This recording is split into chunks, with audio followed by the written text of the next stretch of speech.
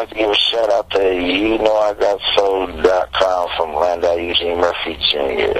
Perfect. Thank you, and God bless you all. Hey, Landau. How are you, man? All right.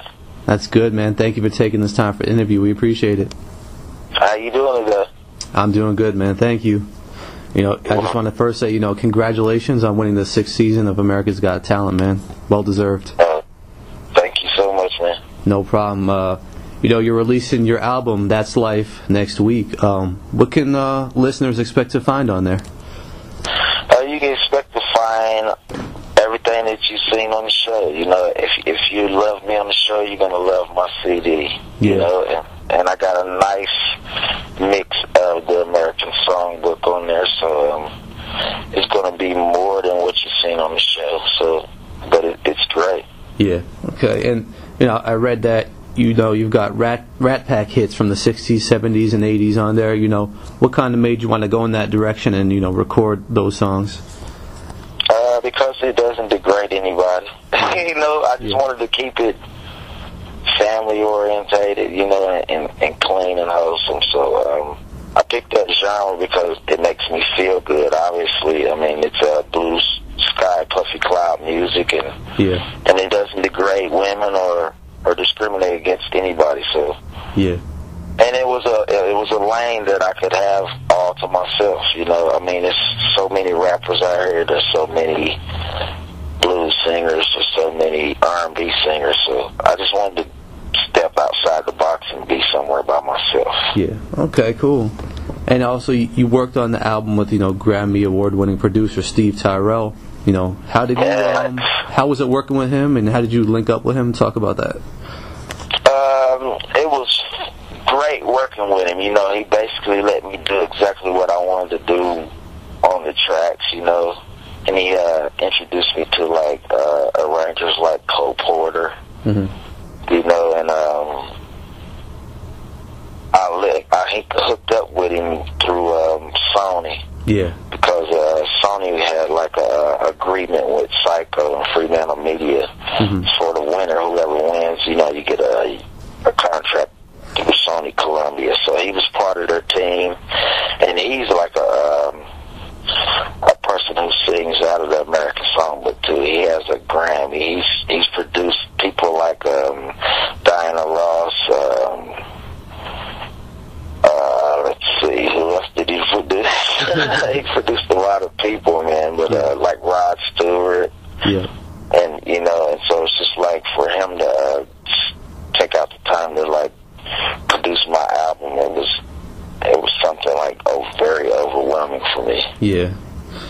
And now I was reading, earlier in your life you were part of an R&B group, and after the group disbanded, I was wondering, did you ever, did you still have dreams of performing music again someday?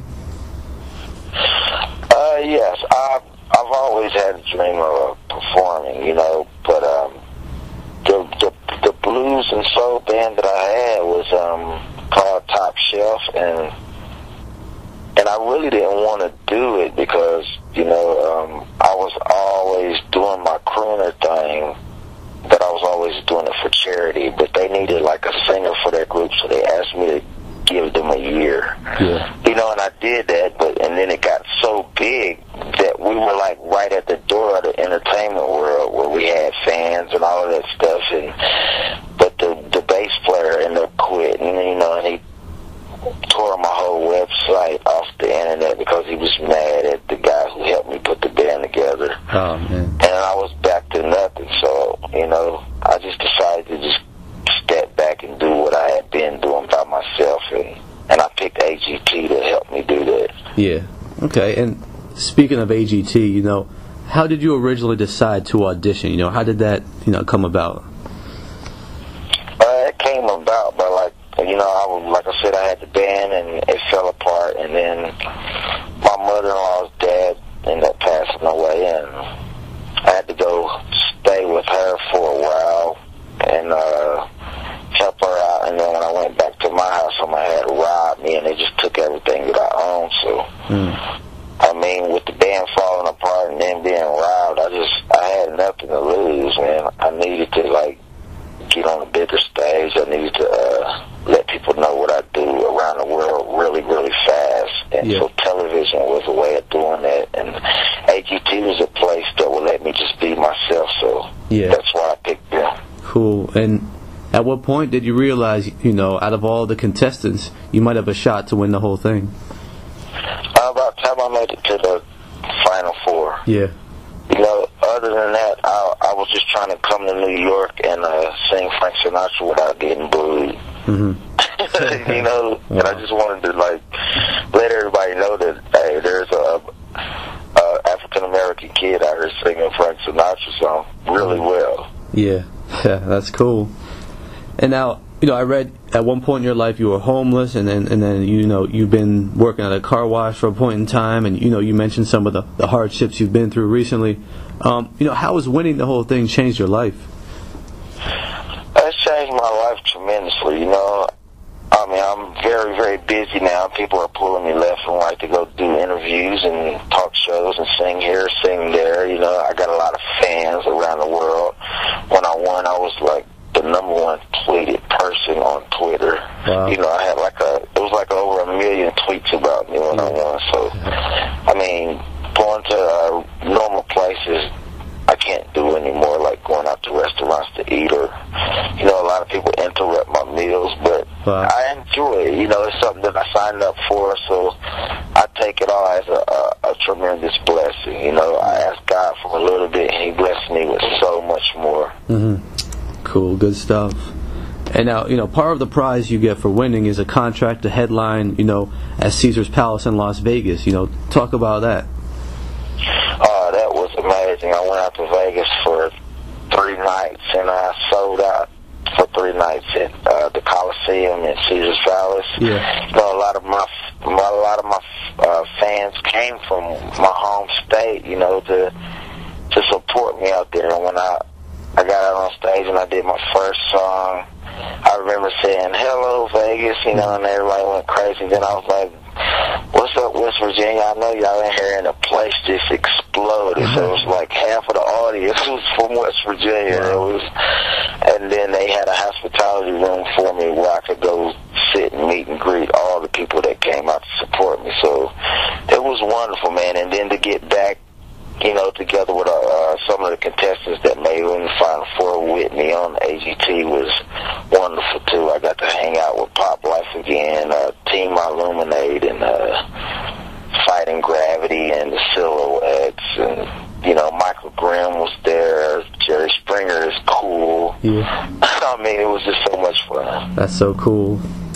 And now, do you think it's more of a challenge to win on the show, especially for a singer, on America's Got Talent, compared to some other shows that are just strictly, singing like American Idol, for example? Because, America's Got Talent has a diverse, types of talents you're going up against. So, how do you feel about that? Yeah, it's very hard to win as a singer on there because a lot of people on there have, different talents. It's a variety of different talents on that show. If you got like American Idol, everybody's just a singer, so obviously the winner's going to be a singer. Yeah. And even on this show with AGT, I didn't expect to win, because the last couple of seasons singers has been winning, besides Terry Fader. And even though he was a puppeteer, he was still a singer, Yeah. So it's like I felt that it was time for like a Team Illuminate or the Silhouettes or somebody like that to win. Mm-hmm. Even I was thinking Pop Life would have won it, but America just accepted me for just being myself. I was being 100% myself, and I brought back a version of music that has been missed, throughout the world, and it's going to bring back memories for all our elders and create new memories for the generations to come. Yeah, and that's something I'd like to actually touch on, because you mentioned, you got your own lane, and you mentioned this type of music is missing right now. Do you feel like people, have been really waiting for this type of thing to come back? Oh, yeah, definitely.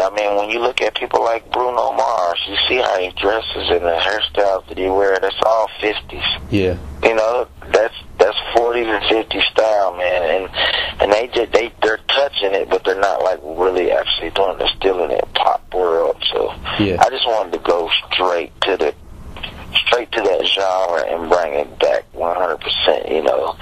And then with my look and, you know, my size and all that stuff, it just adds a little twist to it, that's all. Okay. Different type of flavor, but the same. Cool. And one last question. You know, I've heard people say, you know, when they look at you, you know, they don't really expect that voice to be coming from you. You know, you sing so well, but they didn't expect it with the image they get of you. You know, how do you respond to those people who say things like that? I laugh at them. You know, and that's what they get. You know, I mean, if you're gonna judge me by my cover, then that's what you should.